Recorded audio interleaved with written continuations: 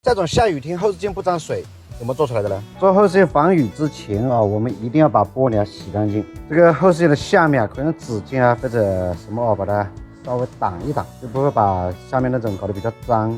来，我做里面这一半啊，做这一半，外面我就不做，要喷上去了。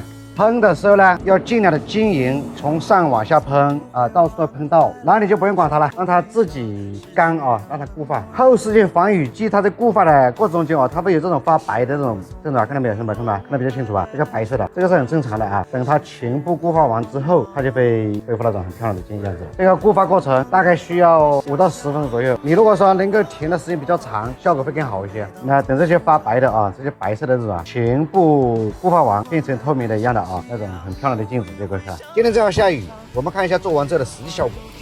这样开车就很舒服了，对不对？